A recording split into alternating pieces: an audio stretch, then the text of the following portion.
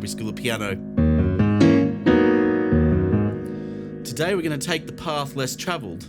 We're going to compose in the key of G sharp minor.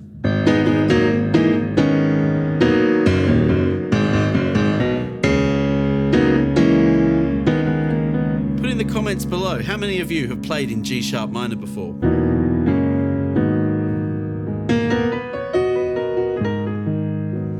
I've been realising over the coming months that many of you are practicing the same things in the same keys.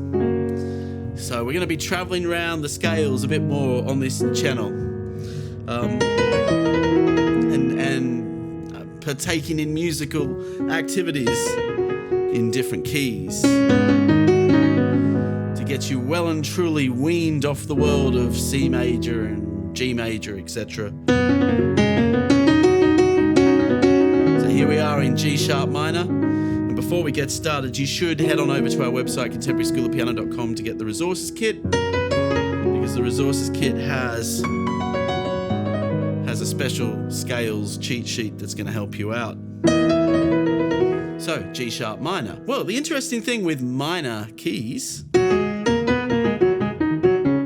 is there are variations of it. You have G sharp harmonic minor, which is this.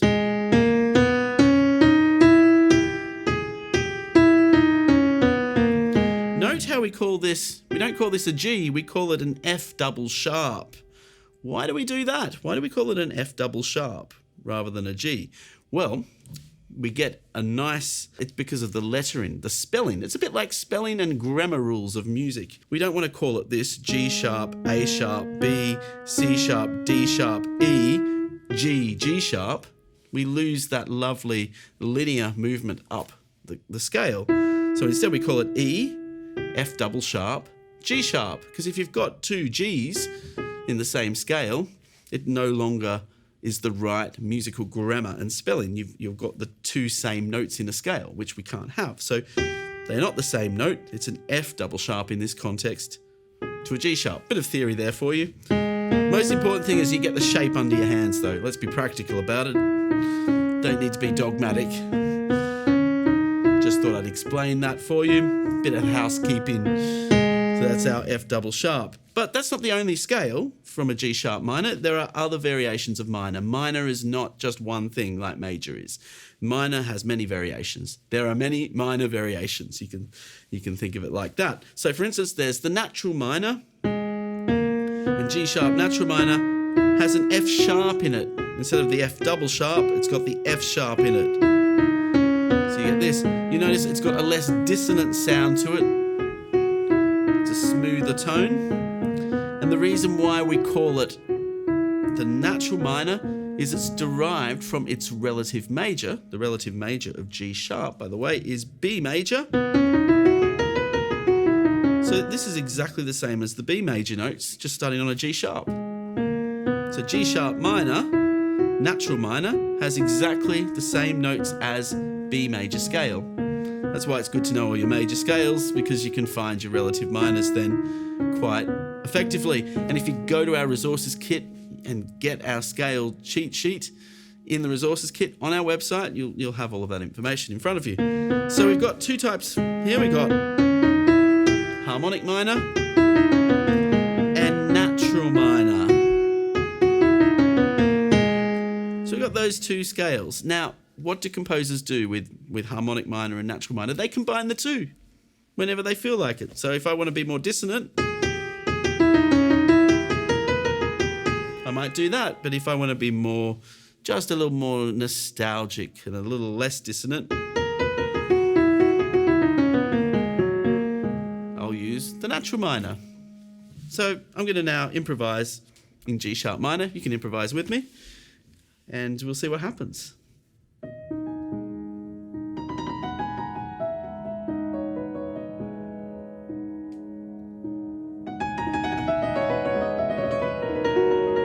Feels like we're taking the path less travelled today, aren't we, with this scale?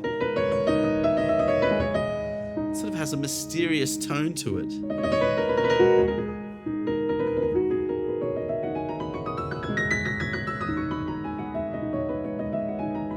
If you find it confusing, by the way, to think in G sharp minor. Think in B major instead, because it has exactly the same notes as the G sharp natural minor. It's a cool little brain hack that might help you. See, I'm just playing B major in the right hand effectively. Adding some trills there. So what am I doing in the left hand?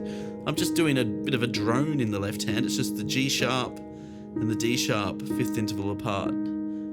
And to get that thinness in my sound, I've got my left foot on the unicorda pedal.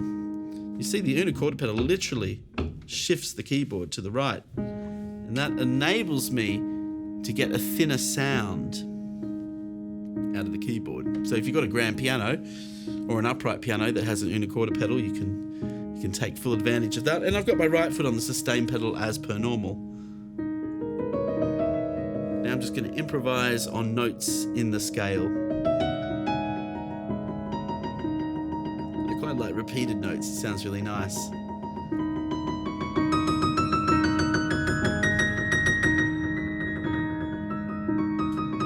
There's so much beauty you can squeeze out of a scale.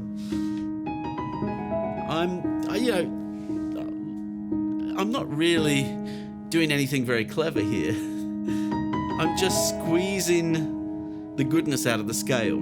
The scale is like Mother Nature, and I'm just respecting Mother Nature. I'm not trying to add any cleverness of my own. I'm just letting the scale do the work for me. That's the power of these types of composing exercises.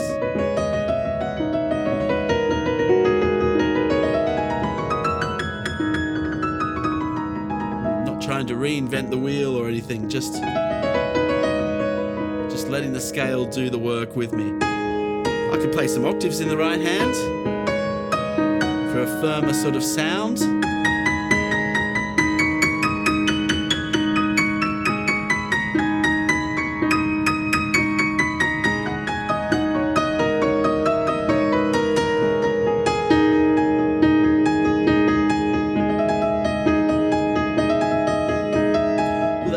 Combination: G sharp, D sharp, E, and G sharp. I might just loop that around. That's nice. So we can discover different things. And now I could put a melody in the left hand. So I'm going to improvise now melodic material in the left hand around this motive in the right hand.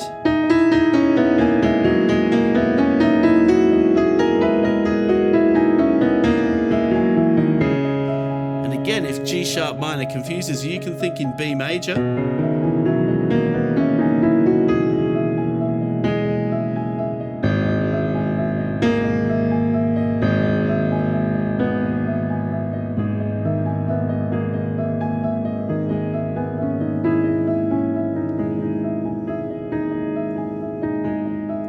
So recently, I released an album where I improvise in every single major and minor key, and the album was called My Tempered Clavier. You can check it out. I went to a beautiful concert hall in the Baltic regions of Europe, in Latvia.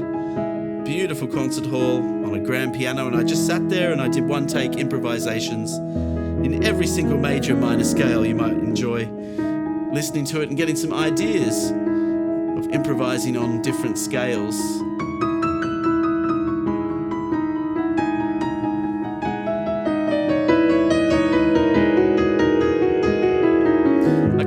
Add a little spice to this to finish off with, because mainly I've been working on the natural minor. I've been avoiding the dissonance of the harmonic minor. I mean, some days I love the harmonic minor, I just mustn't be in that mood right now. But we're going to add a Dorian mode to it. We're going to modify the minor scale and give it a Dorian flavour. And all we do to achieve that is, instead of playing an E, I'm going to take that up a semitone to an F.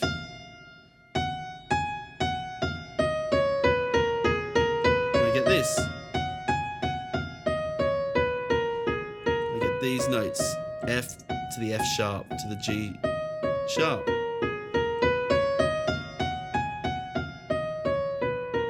And actually, technically, I should be calling it an E sharp to an F sharp to a G sharp. Back to that housekeeping again.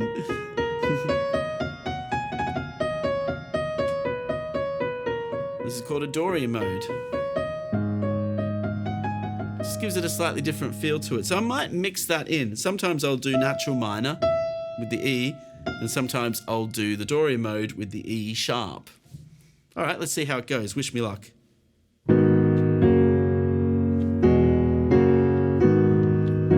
I'll start with some chords.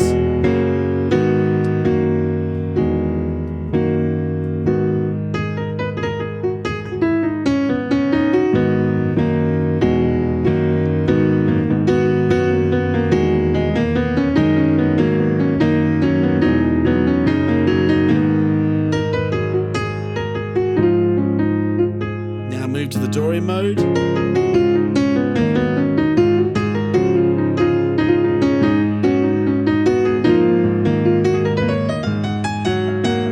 It's amazing what that, just adding that extra note, turning that E into an E sharp, what that does to the music.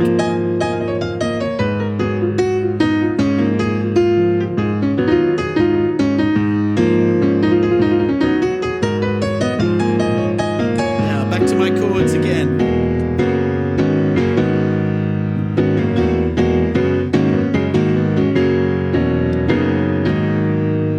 Sort of stacking chords over G sharp minor, D sharp minor with the F sharp in the bass, E major 7,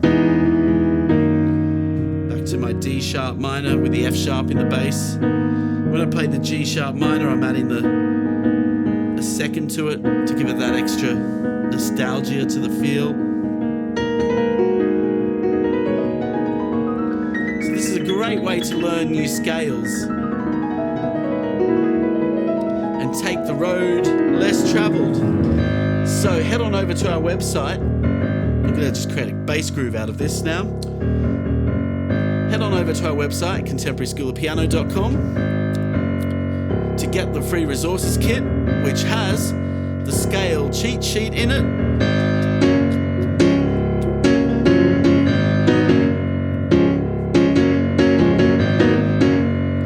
Or you can check out also my latest album, my tempered clavier, improvisations in every single major, M minor scale.